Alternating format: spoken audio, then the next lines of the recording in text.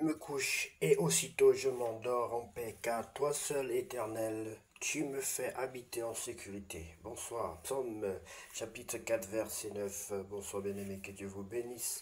C'est l'heure de la prière et de la repentance en ce jeudi 19 juin 2025 soir. Prions ensemble, bien-aimés. Éternel, mon Dieu, alors que le jour touche à sa fin, je viens à toi avec un cœur reconnaissant. Merci pour cette journée, pour les moments de paix comme pour les épreuves traversées. Merci pour ta présence constante, même lorsque je ne te percevais pas. Pardonne mes manquements, mes paroles inutiles, mes pensées confuses. Purifie mon cœur, Seigneur, et accorde ton pardon et ta paix. Ce soir, je dépose devant toi mes soucis, mes fardeaux, mes projets inachevés. Je ne veux pas dormir avec l'inquiétude, mais avec confiance. Je remets entre tes mains mon sommeil, mes projets et tout ce qui m'est cher. Protège ma maison, Seigneur, entoure-la de tes anges.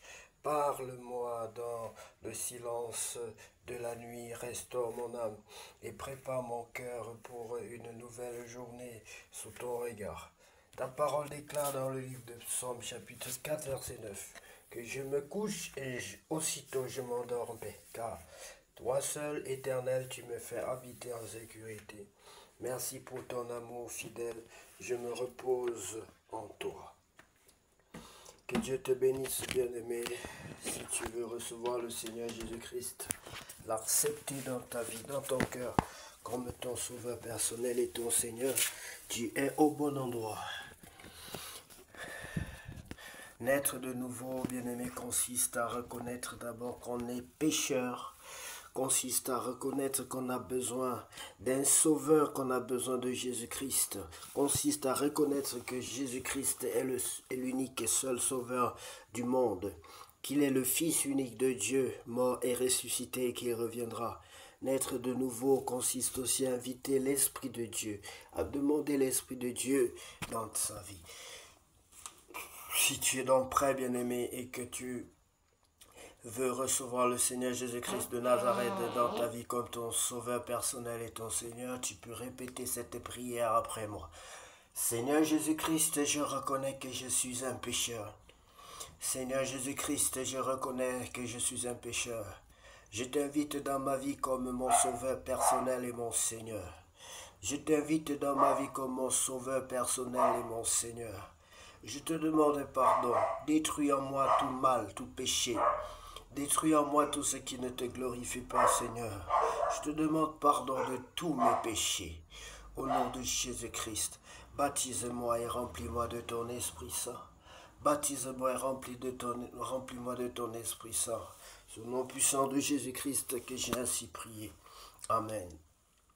Bien-aimé, nous allons lire la parole de Dieu. Sois béni, toi qui as reconnu aujourd'hui que le Seigneur Jésus-Christ peut faire quelque chose pour toi, qu'il est ton sauveur.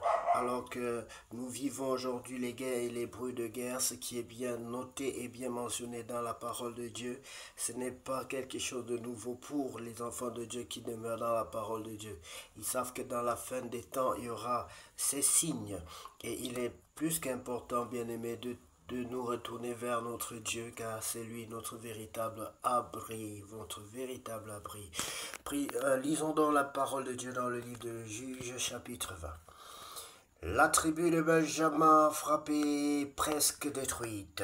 Tous les enfants d'Israël sortirent depuis Dan jusqu'à Beersheba et au pays de Galad. Et l'assemblée se réunit comme un seul homme devant l'Éternel à Mitzpah. Les chefs de tout le peuple, toutes les tribus d'Israël se présentèrent dans l'assemblée du peuple de Dieu, 400 000 hommes de pied tirant l'épée, et les fils de Benjamin apprirent que les enfants d'Israël étaient montés à Mitzpah. Les enfants d'Israël dirent: parlez, comment ce crime a-t-il été commis? Alors le Lévite, le mari de la femme qui avait été tuée, prit la parole et dit: j'étais arrivé avec ma concubine à Cuba, à Gibéa, autant pour moi de Benjamin, pour y passer la nuit. Les enfants de Gibéa se sont soulevés contre moi et ont entouré pendant la nuit la maison où j'étais. Ils avaient l'intention de me tuer et ils ont fait violence à ma concubine et elle est morte. J'ai saisi ma concubine et je l'ai coupée en morceaux que j'ai envoyés dans tout le territoire de l'héritage d'Israël, car ils ont commis un crime et une infamie en Israël. Oh, vous voici tous, enfants d'Israël, consultez-vous et prenez ici une décision. Tout le peuple se leva comme un seul homme en disant: nul de nous n'ira dans sa tente et personne ne retournera dans sa maison. Voici maintenant ce que nous ferons à Gibéa. Nous marcherons contre elle d'après le sort. Nous prendrons dans toutes les tribus d'Israël 10 hommes sur 100, 100 sur 1000 et 1000 sur 10 000. Ils iront chercher les vivres pour le peuple, afin qu'à leur retour on traite Gibéa de Benjamin selon toute l'infamie qu'elle a commise en Israël. Ainsi tous les hommes d'Israël s'assemblèrent contre la ville unis comme un seul homme. Les tribus d'Israël envoyèrent des hommes vers toutes les villes, familles de Benjamin, pour dire: qu'est-ce que ce crime qui s'est commis parmi vous? Livrez maintenant les gens pervers qui sont à Gibéa, afin que nous les fassions mourir et que nous ôtions le mal du milieu d'Israël. Mais les Benjamites ne voulurent point écouter la voix de leurs frères, les enfants d'Israël.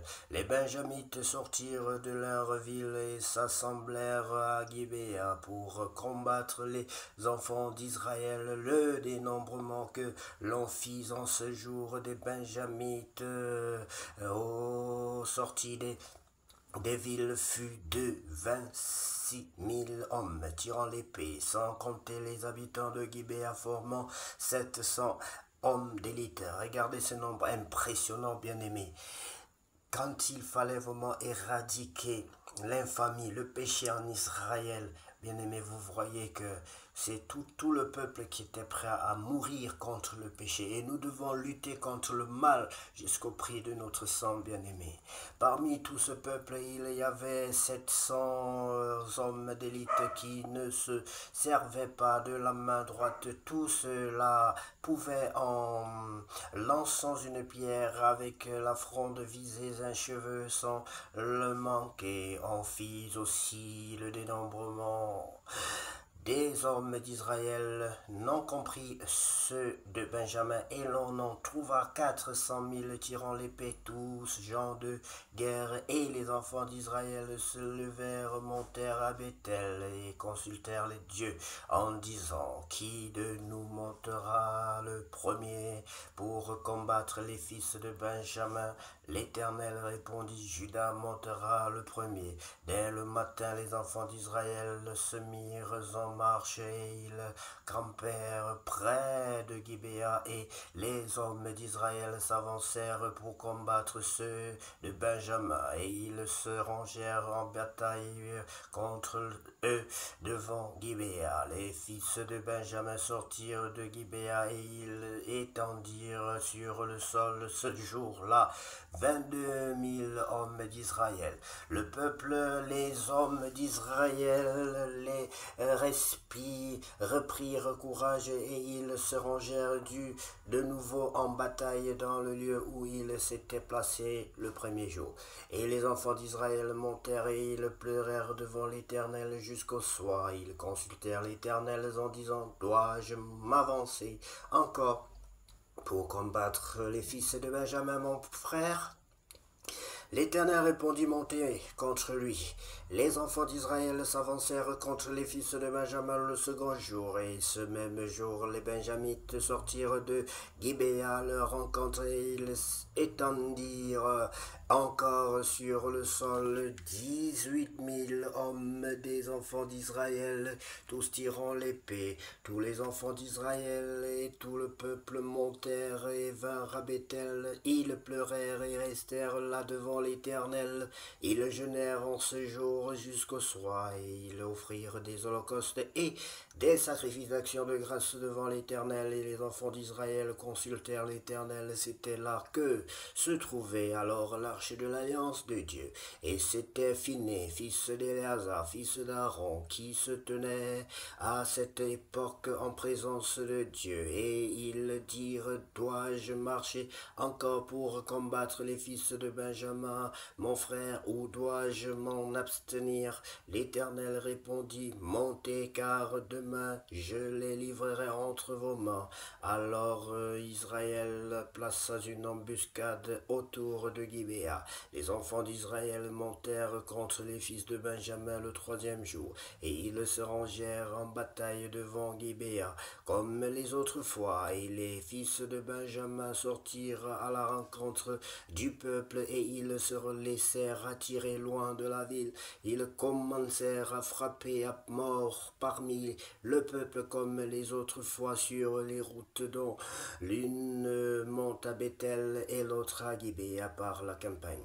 Et ils tuèrent environ 30 hommes d'Israël. Les fils de Benjamin disaient, les voilà battus devant nous comme auparavant. Mais les enfants d'Israël disaient, fuyons et attirons-les loin de la ville dans les chemins.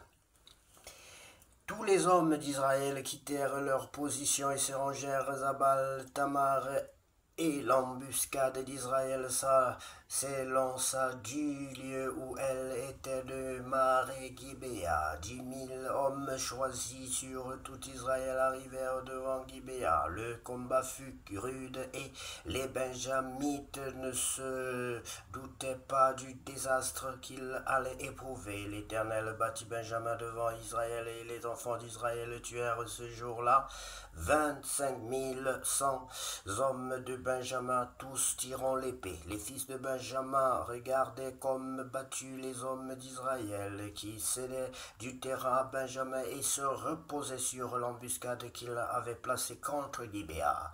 Les gens en embuscade se jetèrent promptement sur Gibéa. Ils se portèrent en avant et frappèrent toute la ville du tranchant de l'épée, suivant le signal convenu avec les hommes d'Israël. Ceux de l'embuscade devaient faire monter de la ville une épaisse fumée. Les hommes d'Israël firent alors volte-face dans la bataille. Les Benjamites leur avaient tué déjà environ 30 hommes, et ils disaient certainement, les voilà battus devant nous comme dans le premier combat. Cependant, une épaisse colonne de fumée commençait à s'élever de la ville. Les Benjamites regardèrent derrière eux, et voici de la ville entière les flammes montaient vers le ciel.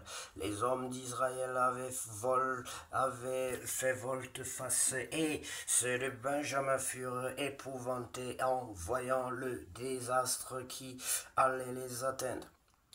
Ils tournèrent le dos devant les hommes d'Israël et s'enfuirent par le chemin du désert, mais les assaillants s'attachèrent à leurs pas et ils détruisirent pendant le trajet ceux qui étaient sortis des villes. Ils enveloppèrent Benjamin, le poursuivirent, l'écrasèrent dès qu'il voulait se reposer jusqu'en face de Gibéa du côté du soleil levant.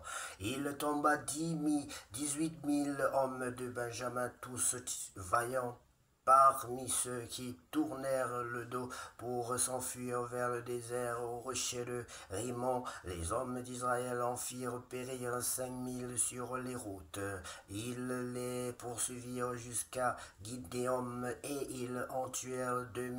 Le nombre total des Benjamites qui périr ce jour-là fut de 25 000 hommes tirant l'épée, tous vaillants.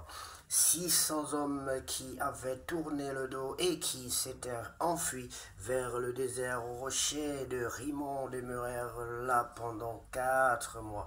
Les hommes d'Israël revinrent vers les fils de Benjamin et ils les frappèrent du tranchant de l'épée. Depuis les hommes des villes jusqu'au bétail et tout ce que l'on trouva, ils mirent aussi le feu à toutes les villes qui existaient.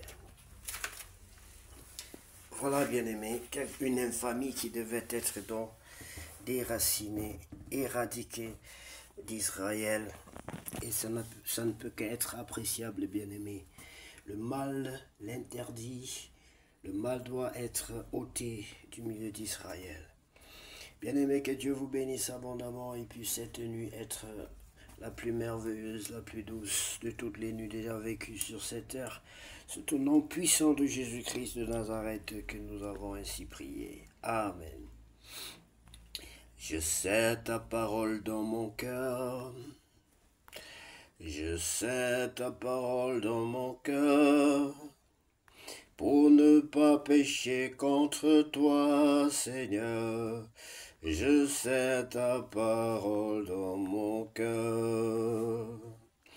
Pour ne pas pécher contre toi, Seigneur, je sais ta parole dans mon cœur. Je sais ta parole dans mon cœur. Je sais ta parole dans mon cœur. Pour ne pas pécher contre toi, Seigneur, je sais ta parole dans mon cœur.